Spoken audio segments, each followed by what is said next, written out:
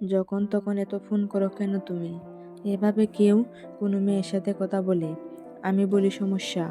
হ্যাঁ, কেন বলো? আমার ইচ্ছা হয়। ঠিক আছে, কালকে সকালে দেখা হলে জেনে নিব। কলটা কেটে ফোনটা বন্ধ করে রেখে দিল আলবি। জেনিয়া দেখতে সুন্দরী হলেও একটা কারণে আলবি মেয়েটাকে পছন্দ করে না। সেটা হলো জেনিয়া নেশাগ্রস্ত। এমনিতেই তার রিলেশন করার ইচ্ছে নেই, আবার এমন মেয়ের সাথে তো নই। জেনিয়া কিছুদিন পরপরই ফোন ধরে আলবিকে। যথেষ্ট বিরক্ত হয় সে, কারণ সে সহ্য করতে পারে না জেনিয়াকে। মেয়েটা নেশাগ্রস্ত বলে মাঝে মাঝে খুবই রাগ ব্যবহার করে, আবার নেশা কেটে গেলে ভালোভাবে কথা বলে, আবার সরি বলতে বলতে শেষ হয়ে যায় প্রায়। কিছু কিছু সময় আবার আলবিকে ব্ল্যাকমেল করার চেষ্টা করে। সেই জন্য জেনিয়ার থেকে যত দূরে থাকতে চায়, অথচ কোনো না কোনোভাবে জেনিয়া তার থেকে যোগাযোগ রাখবেই। সেই দিনও নেশাগ্রস্তভাবে আলবিকে ইচ্ছে মতো যা নয় তা বলে, তাই সহ্যের সীমা পেরিয়ে যাওয়ার ফোনের সিম কার্ড সে চেঞ্জ করে ফেলে। অথচ ল্যাপটপ দিয়ে যখন সে ফেসবুকে লগ ইন করে, তখন জেনিয়া মেসেজের মাধ্যমে ব্ল্যাকমেল করে যে বাসায় চলে আসবে। তাই আবার সিম কার্ড লাগিয়ে ফোন অন করে জেনিয়াকে কল করে। সিম কেন অফ করো? তুমি কি ভাবছো আমি তোমাকে পাবো না? সুজা তোমার বাসায় উঠে যাব, দেখি কিভাবে নামাও আমাকে। প্লিজ তুমি আমাকে এসব বলে টেনশনে ফেলো না। আমি মাপ চাই তোমার কাছে, ছেড়ে দাও আমাকে। ছেড়ে দেবো মানে? তোকে আমি কখনোই ছাড়বো না। আর কখনো ফোন দিলে কেটে দিবি না, ফোন বন্ধ রাখবি না, নয়তো তোর খবর আছে। জেনিয়ার এরকম ব্যবহারগুলো কখনোই ভালো লাগে না আলবির। জেনিয়ার এরকম ব্ল্যাকমেলের কারণে পরবর্তীতে সে তার ফ্যামিলি ব্যাকগ্রাউন্ড সম্পর্কে জেনেছে, যে ওরা খুব রিচ। বাবা সারাদিন ব্যস্ত থাকে, বাড়িতে মা নেই, কারণ সে আরও 6 বছর পূর্বে গত হয়েছে, যখন জেনিয়া ক্লাস 8-এ পড়তো। এরপর বাবার থেকে দূরত্ব বাড়তে থাকে।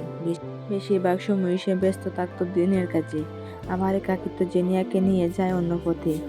আর ধীরে ধীরে সে নেশাগ্রস্ত হতে থাকে। তখন থেকেই যখন এসএসসিতে জিপিএ 5 পাওয়ার পরও তার বাবা তাকে নিয়ে কোথাও ঘুরতে যাওয়ার সময় অবধি দেয়নি। জেনিয়ার সম্পর্কে সব কথাগুলো জানার পর জেনিয়ার প্রতি একটু দুর্বল হয়ে পড়ে আলবি। কিন্তু এমন একটি মেয়ের সাথে সে কিভাবে সম্পর্কে জড়াতে পারে? তাই জেনিয়াকে দেখা করতে বলে। জেনিয়ার প্রিয় খালো গাড়িটা পার করে সে রেস্টুরেন্টের ভিতরে এসে আলবির পাশে বসে। আলবি তস্তভাবে বলে, তুমি পাশে বসলে কিভাবে কথা বলবো? সামনাসামনি বসো, তাহলে বোঝাতে সুবিধা হবে। জেনিয়া সামনের চেয়ারে বসে, দুইজনের মধ্যে শুধু টেবিলটার দূরত্ব। আমি খুব হ্যাপি আলবি, তুমি আমাকে দেখাও বলছো তাই। 1 মিনিট, তুমি কি স্মোকিং করছো? হ্যাঁ, কেন? জেনিয়া, তোমার সাথে আমার সিরিয়াসলি কিছু কথা আছে। এখানে ডাকার কারণ এটাই, শুনতেই তো এসেছি। বলো, কি বলবে? বলতে চাচ্ছিলাম যে তুমি আমাকে আর ব্ল্যাকমেল করো না, আমাকে আমার মতো থাকতে দাও। আমার সাথে এমন করে তোমার কোনো লাভ নেই। কি বললে? আলবি এই কথা শুনে প্রথমে রাগ হতো, এখন হাসি পায়। একই কথা ছাড়া আর কিছু বলতে পারো না। তোমার কি মনে হয় তুমি বললেই আমি শুনবো? তার মানে তুমি আমার কোনো কথাই শুনবে না? কেন শুনবে না? এসব কথা বাদে অন্য কিছু বলো। আচ্ছা বাদ দাও, লাভ টাইপ কিছু বলো, ভালোবাসি বলো। আমি কেন বলবো তোমায়? আমি তোমাকে ভালোবাসি না। তুমি যদি আর সাধারণ মেয়েগুলোর মতো হতে, তাহলে 100 বার বলতাম। কিন্তু তুমি কেন এইসব করো বলো আমায়? কেন স্মোকিং করো? কেন অন্যান্য বাজে নেশা করো? তুমি কি কখনো এইসব ছাড়তে পারবে? কখনো কি হবে তোমার দ্বারা? আর যদি ছেড়ে দিই, তাহলে সেই দিন মন থেকে ভালোবাসবো তোমায়। প্রমিস করো। হ্যাঁ প্রমিস। জেনিয়া প্রমিস করেও সেই প্রমিস রাখেনি। আবারও ফোন করে আলবির সাথে যা নয় তা ব্যবহার করে।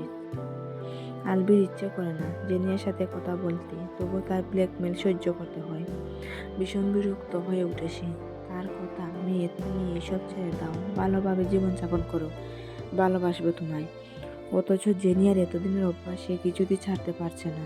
বাধ্য হয়ে এলাকার অন্য এলাকায় চলে যায়, কারণ পূর্বের বাসাটা জেনিয়া চিনে ফেলছিল।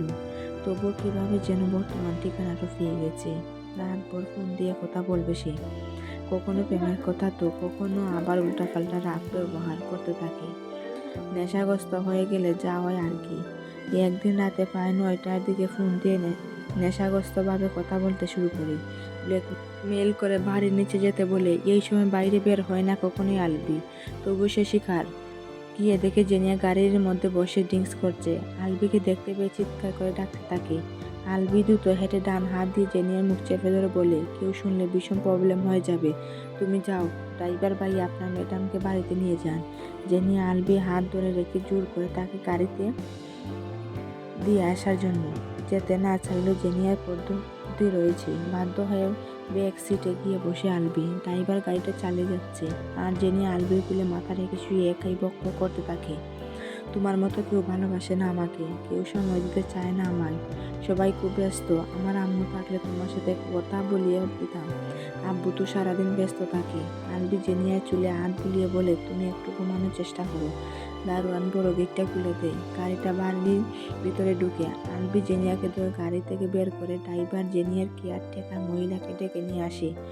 আলবি কেয়ারটেকার মহিলার কাছে জেনিয়া দিয়ে চলে আসতে চায়, কিন্তু জেনিয়া হাতটা ধরে রাখে। মহিলাটি বাড়ির ভিতরে যেতে আমন্ত্রণ জানায়, নয়তো জেনিয়া যাচ্ছে না। দুইজন মিলে ধরে জেনিয়াকে তার রুমে শুয়ে দেয়। মহিলাটি বেরিয়ে চলে যায়। আলবিও চলে আসবে, জেনিয়া আসতে দেয় না। তুমি যেও না, আমার কিছু হয়নি, শুধু একটু ঝিমঝিম লাগছে। জানো আলবি, আজ আমার আম্মুর জন্মদিন, আম্মুকে খুব মনে পড়ছিল, তাই একটু ড্রিঙ্কস করে ফেলছি, কি করব বলো, খুব কষ্ট হচ্ছিল। জেনিয়ার উপরে রাগ না করে তার বাবার উপরে ভীষণ রাগ হয় আলবির। ভাবতে থাকে, উনি কেমন মানুষ যে তার মেয়েকে সঙ্গ দিতে পারে না, অথচ আমার বাবা আমাকে কত ভালোবাসে, পাশে বসিয়ে ভালো মন্দ বোঝায়, অনেক গল্প করে, কখনো কখনো সবাই কোথাও বেড়াতে যায়, অথচ জেনিয়ার বাবা উনি কেমন বাবা। তুমি আমার উপরে রাগ কেন করো আমি তা জানি, কিন্তু কি করব বলো, আমি যে খুব একা হই, তাই এসব করি। আর তোমার সাথে যখন কথা বলি তখন আমি সব কিছুকে ভুলে যেতে চেষ্টা করি, এমনকি কিছু সময়ের জন্য এসব মনে থাকে না, অথচ তুমি কথা বলতে চাও না। আলবির চোখ দিয়ে অস্ত্র ঝরে পড়ে। জেনিয়ার চুলে বিলি কেটে বলে, এখন থেকে তুমি যখন চাইবে তখনই কথা বলবে, তুমি একা নও, এখন একটু ঘুমানোর চেষ্টা করো। আমি ঘুমালে তুমি যেও না, কিন্তু যাব না। জেনিয়া ঘুমানোর চেষ্টা করে। অনেকক্ষণ হয়ে গেছে, আলবি এসেছে, এবার চলে যাওয়া উচিত। ড্রাইভার আলবিকে দিয়ে আসে। ফেরার পথে প্রতিটা মুহূর্ত আলবি শুধু জেনিয়ার কথা ভেবে চোখের অস্ত্র জড়িয়েছে। তার নিজস্ব কিছু কষ্ট রয়েছে, কিন্তু তার থেকে জেনিয়ার কষ্টগুলোকে তার বুকটা আরও বেশি ভারী হয়ে যাচ্ছে।